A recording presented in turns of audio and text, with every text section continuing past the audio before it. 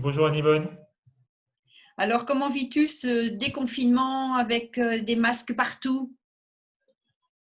Écoute, oui, c'est une situation assez bizarre et quand même toute nouvelle, hein. Rentrer dans un supermarché avec tout le monde qui est masqué et ne pas mettre de masque, c'est déjà c'est un petit peu bizarre, oui, ça fait réagir, ça m'agace par moments, bien sûr. Et puis surtout, ça me ramène à moi. Et tu vois, j'en ai parlé pendant mon dernier atelier. C'est un truc qui m'était venu comme ça pendant la nuit. Pourquoi les masques me font encore réagir? Finalement, le masque, c'est quelque chose que je porte devant ce virus invisible, hein, qui est l'ennemi. Euh, eh bien, est-ce que c'est pas ce que je fais moi dans ma vie de tous les jours, dans d'autres domaines? Est-ce que j'ai pas d'autres ennemis dont j'essaye de me protéger en portant justement un masque invisible? Alors, ce masque, il prend plein de formes. Et qu'est-ce que c'est le masque? Eh bien, je cache, hein, donc je cache la vérité. Je me cache de ce que je veux pas voir, de ce que j'ai peur de dire, etc. Donc, en tout cas, pour moi, ça me ramène très, très fort, effectivement, à revenir à l'intérieur de moi.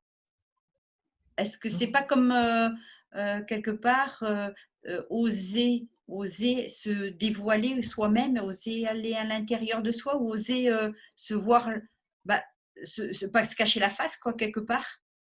Est-ce que Oui, oui, c'est complètement ça. De toute façon, je crois qu'aujourd'hui, on a atteint justement l'extrême du monde de l'ego, c'est-à-dire qu'on est prêt absolument à tout pour se voler la face, justement, pour ne pas regarder à l'intérieur. Hmm. Et devant cet extrême, bien sûr, mon ego à moi, il réagit. Peut-être parce qu'aussi, dans certains domaines de ma vie, j'ai aussi atteint cet extrême. Il ne faut pas oublier que tout ça, c'est vibratoire et que donc, je manifeste effectivement mon état de conscience. Alors là, peut-être qu'on est bien sûr dans une co-création collective par rapport au virus, mais peu importe. Si c'est quelque chose dont je n'avais pas besoin, je ne le vivrais même pas, ça c'est certain. Mmh. Oui, c'est ça. Donc c'est comme, comme si c'était un élément, le masque important pour aller voir, où j'en suis avec, l'ennemi extérieur, n'importe quel ennemi extérieur, quel qu'il soit, que ce soit le virus ou, est-ce que comment quelque part, c'est comme une manifestation, du moment qui permet d'aller, encore une fois, toucher ce que je vis? Et oui, on arrive vraiment sur la question centrale qui est toujours la même, c'est l'ennemi extérieur. Mmh. C'est-à-dire que quel que soit le niveau de conscience dans lequel on essaye, entre guillemets, d'évoluer, on revient toujours à ça. C'est-à-dire que si c'est pas le virus ennemi, c'est la personne qui porte le masque. Et puis si c'est pas ça, c'est mon voisin, ma femme, etc. Et puis si c'est pas ça, c'est à l'intérieur de moi où mes égos sont en train de se battre. C'est par exemple entre la partie de moi qui veut ça, celle qui veut autre chose, etc. Donc il y a toujours un ennemi. Et pour moi, il y a toujours une raison finalement de porter son attention sur quelque chose d'extérieur. Et je voudrais vraiment insister sur ce Mmh. point, ce monde extérieur qui n'est pas la réalité. En physique quantique, depuis longtemps, on parle du fait que pour avoir une situation observée, que cette situation existe, il faut que quelqu'un l'observe, hein. C'est l'observer, Ouais, l'observateur. ouais. Donc sinon, la situation n'existe pas. Donc ça montre bien que c'est moi qui crée ma réalité, qu'elle m'est totalement personnelle. Parce que si je ne crois pas à ça, si je ne crois pas que je crée totalement ma réalité dans tous les cas, eh bien, il y a une partie de moi qui va continuer à chercher un ennemi extérieur. C'est obligatoire. Mmh. Donc pour moi, ça passe déjà par cette foi, par cette conviction qui pour moi maintenant est du bon sens, mais ce n'est pas évident de l'intégrer pour moi non plus dans ma vie de tous les jours. Quoi qu'il se passe, ce qui se passe à l'extérieur, ce que je vois, c'est quelque chose qui réagit à mon état vibratoire, c'est quelque chose à l'intérieur de moi qui est encore présent. Et aussi difficile que ce soit, bien sûr, ça peut provoquer une réaction chez moi, mais tout de suite, je vais m'arrêter en disant, je sais qu'il n'y a pas d'ennemi, je Mmh. sais que l'ennemi n'existe pas. Mmh. Alors, qu'est-ce qui se passe à l'intérieur de moi pour que je crée cette réalité? Et évidemment, ça change tout. Alors quelque part, c'est juste pour, voir peut-être, à quoi je m'identifie quelque part. C'est vraiment le miroir de mon identification là-dedans en fait, hein. Est-ce que c'est mon ego qui mène ou est-ce que c'est mon âme quelque part? Et quelque part l'ennemi extérieur, il est comme à l'intérieur aussi de moi puisque si c'est l'ego, c'est mes personnages en moi et du coup, est-ce que du coup, ce que je peux projeter à l'extérieur en fait, c'est en moi, c'est tout simplement? Oui, c'est aussi simple que ça, le miroir. Pas la peine d'aller chercher très très loin. On cherche toujours des explications, pourquoi on se conduit comme ci, pourquoi on se conduit comme ça. Comme tu viens de dire, c'est des personnages que j'ai en moi, donc qui ont peur, qui jouent des rôles, hein, qui montent une pièce de théâtre. Donc en général, ce que je vois dans le miroir, c'est relativement simple. Je ne sais pas, je donne un exemple. Si par exemple, on dit les gens, tiens, j'ai mal au dos, ça veut dire j'en ai plein le dos. Voilà, un truc aussi simple que ça. Ou Oui, je peux plus bouger parce que justement, je voulais pas m'arrêter dans mon travail, donc il fallait que quelque chose m'arrête, etc. Donc là, je prends des exemples très basiques pour qu'on comprenne bien, mais dans tous les domaines, là c'est physique, mais ça peut être bien sûr plus émotionnel ou plus mental. Dans tous les domaines, c'est directement, je vois mon personnage en fait dans la matière. Alors ça peut être lui directement, ça peut être à travers l'opposé du personnage parce que je veux pas voir qui je suis. Mais oui, c'est aussi simple que ça. Mais par contre, pour le voir, pour en prendre conscience, je dois prendre ce recul justement nécessaire pour dire, bah tiens, c'est encore un de mes personnages égotiques, c'est encore une partie de moi. Puis ça, j'ai pas envie de le voir parce que c'est pas très plaisant de voir qu'on a ces choses à l'intérieur de nous. On a l'impression d'être fou. Mais justement, c'est parce que je le regarde que je peux changer. C'est dans quel monde je vis aujourd'hui? Je vis dans un monde de folie. Mais les gens, ils n'en sont pas conscients. oui. Et comme quelque part, c'est un cadeau de voir cette chose énorme à l'extérieur, de se faire masquer pour vraiment se rendre compte du monde dans lequel on est, en fait. Au lieu de se battre avec, ça serait quoi donc la solution pour toi? Moi, je le sais, mais je veux t'entendre. Eh ben oui, justement, on dit souvent de remercier son ennemi. Ça, c'est pareil, c'est quelque chose qui paraît pas très concret parce que c'est facile à dire, mais dans la pratique, si quelqu'un nous fait du mal, si quelque chose nous fait du mal, ça paraît très difficile de remercier l'autre. Et pourtant, je reviens à ce que je disais tout à l'heure, j'ai vraiment intégré que c'est vraiment moi qui crée cette réalité, Mm. donc cette pièce de théâtre, et bien l'autre, il est juste un pion là-dedans et quelque part, il a bien voulu accepter d'y participer. Et donc oui, je ne peux vraiment que le remercier parce que c'est ce qui participe à mon évolution. Mm. Et c'est pour ça que tu parles de la solution. C'est ça en fait, c'est de savoir euh, quel est mon niveau de sincérité. Est-ce que Mm. je suis vraiment là pour grandir et pour prendre effectivement les cadeaux que je me fais pour grandir, auquel cas bien sûr je vais remercier l'autre Oui. et puis je vais regarder ce qu'il y a à l'intérieur. Ou est-ce qu'au contraire, tout ça c'est des belles paroles, mais au final dès que je parle, je fais des trucs spirituels, etc. Mais dès qu'il y a quelque chose qui me gêne, eh bien là, qu'est-ce que je vais faire? Donc je vais identifier un ennemi, je vais l'attaquer ou me protéger, ou la solution qu'on appelle un peu plus mouton jaune, c'est-à-dire un peu spirituelle, c'est-à-dire que moi je suis dans la paix, etc. Par contre, je vais essayer de trouver un moyen un petit peu détourné de revenir dans le monde d'avant, de recréer une démocratie plus juste, comme on le voit aussi en ce moment, par exemple, ou d'avoir des relations quand les autres s'énervent, moi je vais rester cool parce que c'est pas bien de s'énerver. En fait, tous ces genres de choses un petit peu lisses que je vais mettre pour me donner l'impression que je réagis plus. Or, la solution, elle n'est pas là. La solution, c'est déjà de commencer par accueillir ce que je ressens. Et si ça me fait réagir, ben oui, je le dis. Mais par contre, je le dis en me rappelant qu'il n'y a pas d'ennemi, que c'est juste une partie de moi qui a besoin de s'exprimer. Et c'est une partie de moi que je vais mettre justement à la lumière. Oui, c'est ça. Sinon, c'est de la fausse solution, c'est de l'illusion, comme le masque, en fait. Je masque, je me voile la face, et puis je ne veux pas aller toucher ce que je vis à l'intérieur, aller me dire même la vérité, puis même si je vis de la colère, j'ose le dire. Et ça, c'est quelque chose d'énorme, en fait, d'oser dire sa vérité quelque part. Hein. C'est à l'heure actuelle. Dans tous les domaines, oser dire sa vérité. C'est le problème un peu justement des personnages égotiques dont tu parlais, c'est quand on enlève un, il y en a un autre qui arrive, etc. Mm. Donc si je suis un peu mitigé, si je manque de détermination, si je manque de vigilance, il y a toujours un autre personnage qui va effectivement revenir derrière. Puis comme j'ai un petit peu peur justement de dire ma vérité, je vais en dire un petit bout, et puis il y a une partie qui va être cachée par un autre personnage ou qui va être déformée. C'est pour ça qu'il n'y a pas de solution en étant tiède. Hein. La Mm. solution, c'est justement en étant vraiment déterminé, être très clair avec qui je suis, ce que je veux et ce dont j'ai encore besoin. Être très clair, ça peut être aussi par moment dire, ben voilà, j'ai tellement peur de ça que j'arrive même pas à le dire. Ça Mm. peut s'arrêter là. Oui. Mais c'est pas la même chose que de dire un mensonge pour masquer justement les choses. Alors, si je te suis bien là, c'est comment savoir que je suis dans l'ego? Bon, ça, ça a déjà évoqué longuement dans des vidéos ou dans plein d'ateliers aussi Personocratia, mais c'est vrai que la problématique, et ça me fait penser à la dernière vidéo que j'ai vue de David Icke, où il disait justement attention, on s'identifie tous à une étiquette. Parce qu'il parlait justement des manifestations avec les Noirs aux États-Unis. Donc, sur l'étiquette, je suis noir, j'ai tel travail, etc. Et c'est ce qui nous amène justement à nous identifier à notre ego. C'est-à-dire que je crois vraiment que je suis cette personne qui est en train de souffrir, que je suis cette victime, ou au contraire que je suis le méchant, ou que je suis celui qui a fait du mal à l'autre, etc. Ou je ne sais pas, il y a tout d'un coup l'autre qui devient complètement fou, qui commence à s'énerver contre moi, etc. Ben, ça y est, je dis l'autre, il est fou. Moi, je suis normal, et puis l'autre, il est fou. Hein. C'est-à-dire que je m'identifie moi et j'identifie l'autre en fait à ce que je vois au résultat de la manifestation. Mais je ne suis pas mon ego, je ne suis pas mes peurs. Ce qui est très important, c'est que je ne suis pas mon ego, mais en même temps, je ne vais pas le rejeter parce que c'est moi qui l'ai créé. Donc c'est ma création, mais ma création, ça ne veut pas dire que c'est moi. Hein, c'est comme le peintre, j'ai fait une peinture. Donc ma peinture, elle représente effectivement ce que j'avais envie de faire ou mon état de conscience, mais je ne suis pas la peinture. Moi, je suis beaucoup plus que ça. Et donc ça, c'est vraiment important de se désidentifier et j'ai envie de dire avec de se déculpabiliser de ce qui va avec. Mais attention, se déculpabiliser, ça ne veut pas dire que je ne prends pas d'engagement et de responsabilité. Je suis responsable de mes actes et de mes créations. Mais à quoi ça sert de les cacher? C'est mes créations, c'est moi qui manifeste les choses.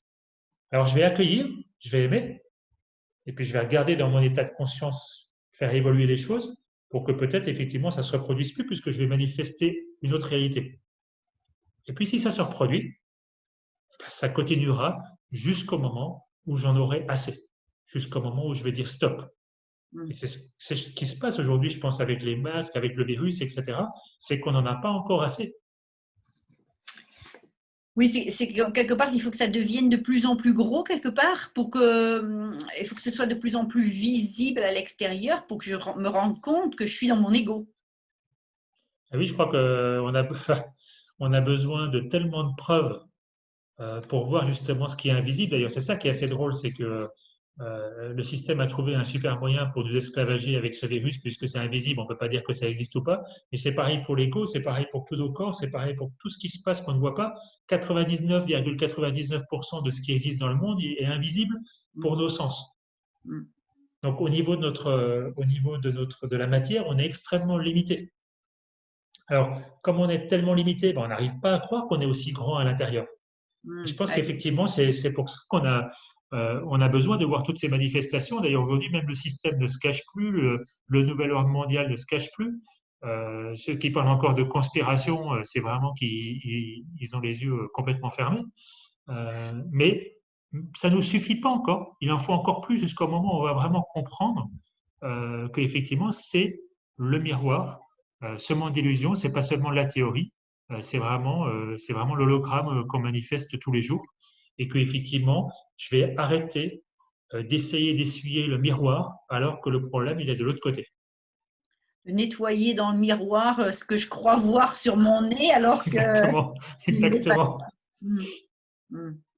Et donc, c'est comme la période, elle est comme ça, elle est très dense, très intense, ça demande comme beaucoup aussi d'énergie et de vigilance pour voir tout ça et se dire que c'est nécessaire, encore une fois, pour que la masse critique se réveille, pour que de plus en plus de gens se rendent compte de cette situation, quelque part, que ce monde-là, il peut plus continuer comme ça. Ouais, c'est sûr, le monde d'avant, c'est terminé. Et je pense que tant qu'il y a une petite partie de moi qui veut encore croire qu'on peut arranger certains trucs ou qu'on peut repousser le moment fatidique pour rester un peu dans le confort illusoire qu'on s'est créé, tant qu'il y a cette petite partie de moi, c'est difficile à lâcher. Et on va continuer de manifester un petit peu tout ça. Et justement, tu parles de vigilance et je crois que c'est là qui est important. Bien sûr, il y a eu cette notion de masse critique, mais ça, je ne sais pas, c'est encore pour moi l'extérieur, c'est encore mon mental. J'ai envie de revenir à ma vie de tous les jours, dire, OK, j'ai compris que c'est ma vibration, c'est mon état de conscience que je suis en train de faire évoluer justement à travers tous ces miroirs. Eh bien, à moi justement d'être vigilant dans ma vie de tous les jours par rapport à cette décision de dire, OK, puisque c'est un problème vibratoire, puisque c'est lié à mon niveau de conscience, eh bien, c'est ça. C'est là que je vais transformer, c'est là que je vais mettre toute mon énergie et non pas en attendant, en espérant que la masse critique arrive ou que le monde extérieur va changer ou qu'il y aura suffisamment de moutons dans la rue pour que le système se transforme. Moi, je veux pas d'une nouvelle démocratie, je veux pas d'une sixième république, je veux pas d'un autre système qui sera une autre illusion, qui va nous repousser encore tout ça de quelques années. Non, c'est maintenant. Ouais, c'est ça, c'est comme s'il n'y avait pas à attendre qu'il y ait de plus en plus de gens qui se réveillent. C'est ça que tu veux dire? Oui, ben ça sert à rien d'attendre que les autres se réveillent pour moi, parce que de toute façon, moi, je suis pas là pour réveiller les autres, je suis là pour me réveiller moi-même. Mm. Donc, il n'y a que moi qui peux, je peux travailler que sur moi. Dès que je sors de moi, de toute façon, ça me fait plaisir. Par moment, évidemment, je le fais. Ça fait du bien à mon ego, mais il y a plus rien de vrai. Mm. Et ouais, ça m'amène justement ce qui m'est sorti un peu de l'esprit juste avant. Je voulais insister sur ce côté vigilance. Euh, ok, tout ça c'est bien, mais comment je fais concrètement dans ma vie de tous les jours, quand je suis Oui, c'est sorti ça. un peu de ce, ben, moi, je te donne en tout cas les choses qui me marquent moi, les choses que je vois en ce moment. Alors, pour revenir au masque, par exemple, ben, c'est justement déjà de regarder mes réactions. Mes réactions, si on me demande de porter un masque, ma réaction quand je vois les autres qui sont masqués, mon besoin peut-être justement de, bien sûr, de juger les autres, ou ma peur de m'affirmer, d'affirmer ma souveraineté, sans savoir ce qui va se passer, hein, sans Mhm. attendre de résultats. Et puis aussi, ouais, dans les choses toutes simples de la vie quotidienne, par exemple, dès que je suis dans une discussion, puis que je commence à partir dans le mental, dans le blablabla, à parler, où il n'y a plus de communication, mais c'est juste pour soit imposer sa vérité ou parce qu'on a peur d'entendre ce que l'autre va dire. Ben là, je m'arrête, parce que là, c'est du concret.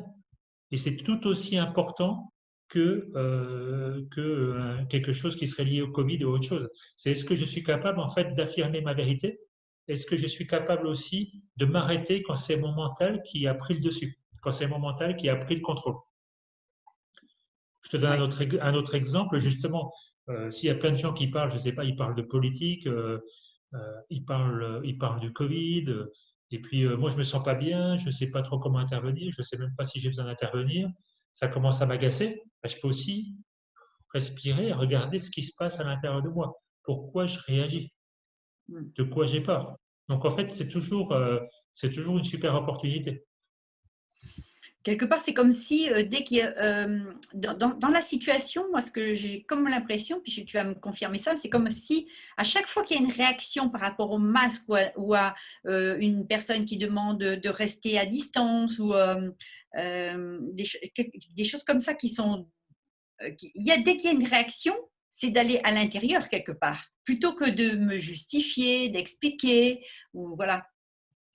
Exactement. Tu vois, il m'est arrivé quelques petites anecdotes comme ça. Il y en a une, par exemple, autrefois au marché, il y avait une dame devant moi qui n'avait pas de masque d'ailleurs, et je me suis rapproché d'elle comme ça naturellement, et parce que je faisais la queue, et puis elle m'a regardé, elle me dit, oh mais quand même, il n'y a plus de distance sociale, hein. Et puis là, ça m'est venu du tac au tac, je lui ai dit, ah bon, vous avez pas? Et là, elle m'a regardé, un petit air, oui, bon, quand même, c'est-à-dire, elle ne voulait pas trop dire qu'elle avait peur, etc. Euh, et ce que j'ai retenu avec toi, ce qui m'a finalement marqué dans cette situation, c'est que je me suis senti finalement proche de cette personne. Mm. Parce on est tous un petit peu comme ça, c'est-à-dire on est encore, on nous voit un petit peu, on veut pas vraiment. Bon ben je mets pas de masque, hein, donc moi je vais au marché sans masque, mais bon en même temps, je veux pas trop que les gens se rapprochent, donc hein, moi je veux montrer que je suis indépendant, que je fais des choses, mais en même temps j'ai moyennement confiance, donc je prends encore des petites protections.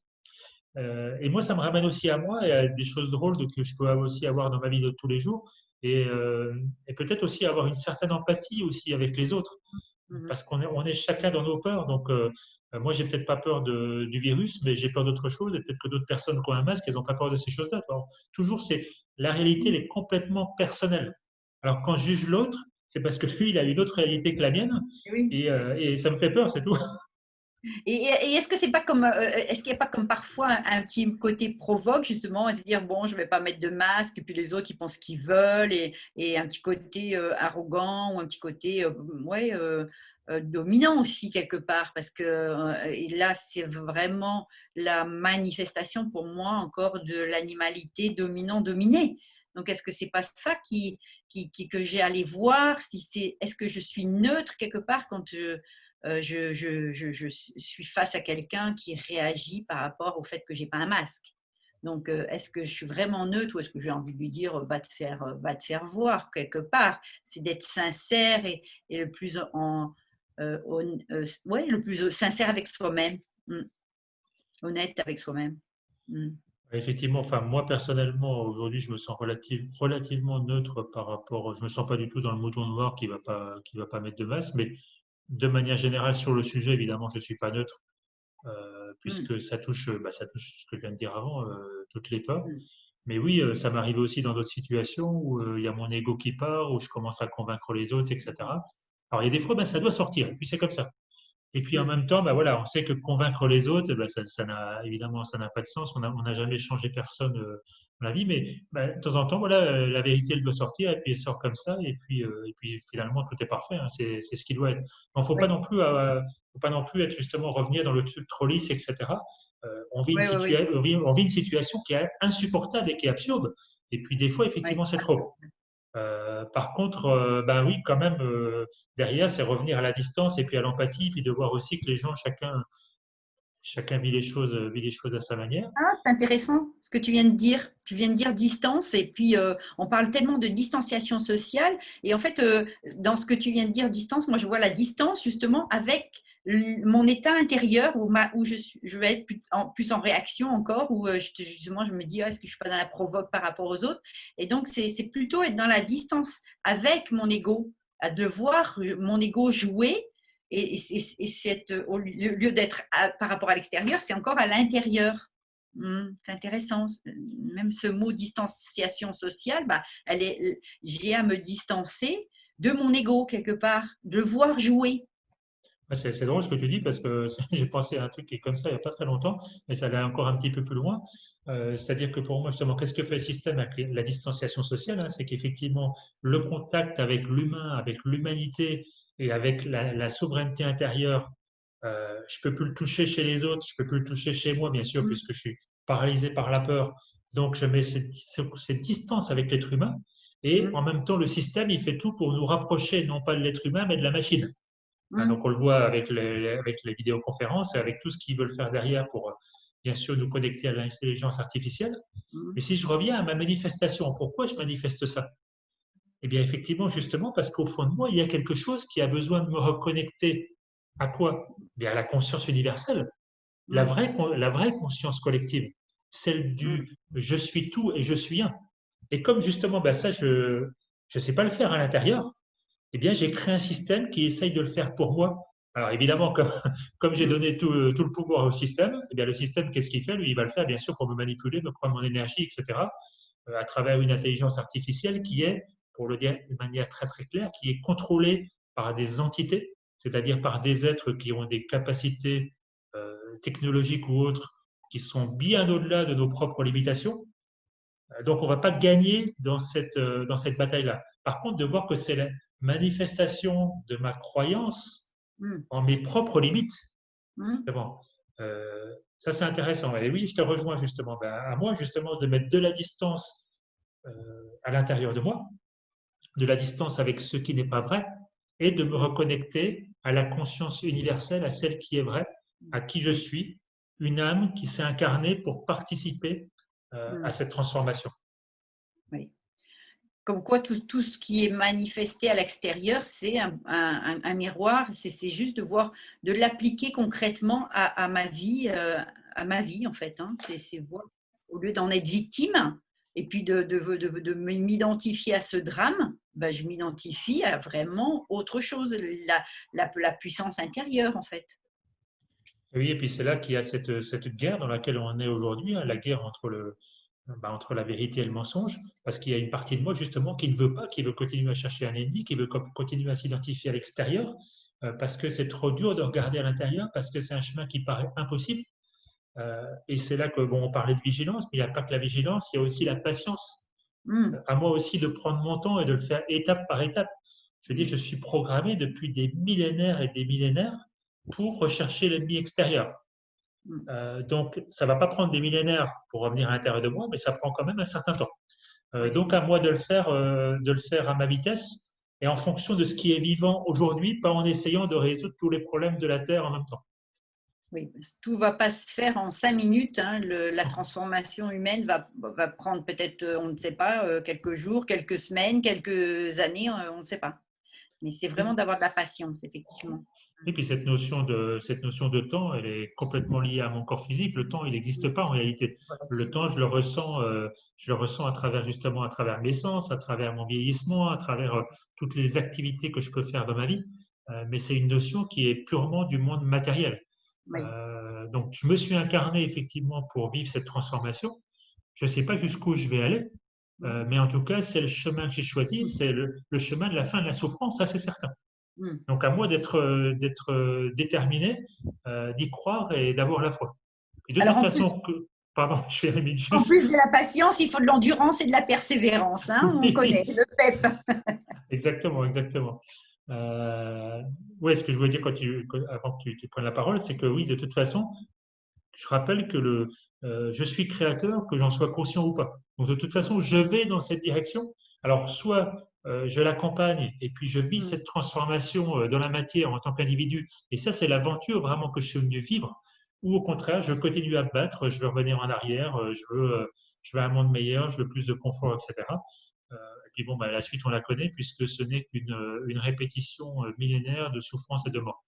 Oui, et c'est là peut-être quand tu as parlé j'accompagne avec mon âme cette transformation, mon ego, je le mets au service de mon âme et non plus l'ego en premier. En fait, il est utile, mais au service de qui je suis vraiment. Et c'est ça ma vraie identité, en fait. Tu pourrais peut-être voilà, en Alors, parler.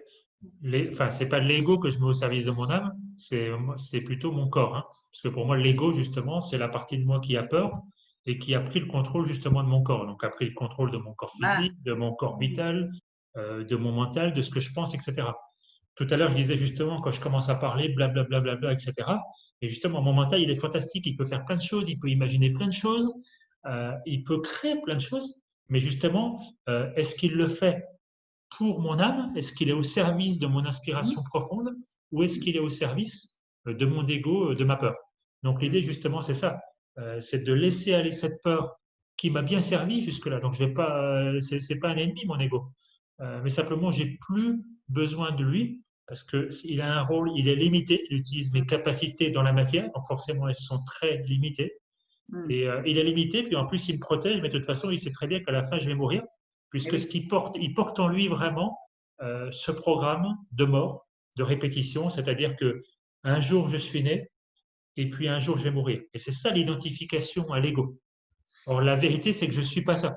Cette naissance et cette mort, elles font partie de l'expérience que j'ai choisi de vivre, mmh, ce point d'attention, comme dirait David Icke. Donc on voit bien ce qui se passe à l'intérieur de moi, la différence de conscience. Quand je m'identifie à cet ego, c'est-à-dire je suis né et je vais mourir, tout devient limité. Je n'ai plus aucune capacité, je ne peux plus rien faire. Je peux juste me protéger. Alors mmh, qu'au contraire, quand je sors de ça, tout devient possible et je peux mmh. vraiment embrasser la vie. Alors pour moi, c'est la question de fin. J'entends parler, moi, de reconfinement. Comment tu vois ça? Bah, c'est la même chose, hein, c'est-à-dire le confinement, déconfinement, reconfinement, tout ce qu'ils font en ce moment, c'est tester notre obéissance, c'est nous garder bien sûr dans un état de peur. Euh, ben, je crois que c'est justement lié à tout ce qu'on vient de dire pendant l'interview. C'est-à-dire que c'est qu'est-ce que je fais avec ça, que ce soit parce que j'ai été confiné, que ce soit aujourd'hui parce que je suis agacé par les masques pendant le déconfinement, que ce soit parce que j'ai peur demain du reconfinement, du vaccin et puis tout ce qui va se passer. De toute façon, j'ai peur de tout, j'ai peur de mon ombre, ça va jamais s'arrêter. Donc pour moi, c'est juste une occasion supplémentaire pour dire, OK, est-ce que j'écoute mon mental qui a déjà peur du reconfinement et puis je vais contrôler ce qui va se passer. Peut-être qu'il faut que je déménage à tel endroit pour être prêt pour le reconfinement. Peut-être qu'il faut que je parte dans un autre pays. Peut-être qu'il faut que j'aille manifester avec certaines personnes pour surtout que ça n'arrive pas. Bon, ben, après ça, c'est mon âme qui va me dire. Si je dois faire des choses, je les ferai. Mais ce que je veux dire, c'est que je peux encore une fois laisser partir mon mental dans toutes ces élucubrations, dans tout ce qu'il peut imaginer, où je peux dire stop, définitivement stop, il n'y a pas d'ennemi extérieur. Donc, c'est pas la peine de m'obséder avec toutes ces choses-là. De toute façon, je ne vais pas contrôler l'avenir avec mes capacités physiques, matérielles. Elles sont complètement limitées. Là, je ne sais pas ce qui va se passer demain. Par Mm. contre, mon âme, elle, elle sait. Alors, est-ce que, enfin, je vais faire confiance à mon âme et m'abandonner à elle sans attendre de résultat? Ou bien est-ce que je vais continuer encore à prendre n'importe quelle excuse, n'importe quelle opportunité pour foncer à nouveau la tête baissée dans un monde d'illusions et de souffrance? Oui, c'est ça. Et alimenter toute cette illusion encore et continuer comme un hamster dans sa roue, ou alors vraiment revenir dans le présent et dans qui je suis vraiment. C'est à moi de savoir s'il est temps ou pas.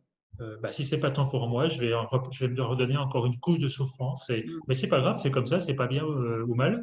mm. Et moi, je me le dis tous les jours. Et moi aussi, des fois, je vois que je répète encore des situations. Mais peut-être que ce qui fait en tout cas la grosse différence avec ma vie d'avant, c'est qu'aujourd'hui, j'ai une direction. C'est je sais où je vais et je sais que jamais je ne vais abandonner. Pourquoi? Parce que c'est une prise de conscience, je reviendrai jamais en arrière. Eh ben, c'est super, hein. Là, on peut rester vraiment sur le chemin en sachant ça. Exactement, c'est ça, de sentir que le chemin il est à l'intérieur, de ne pas Ah, l'oublier. Merci David. Merci à Yvonne, à très bientôt. À bientôt.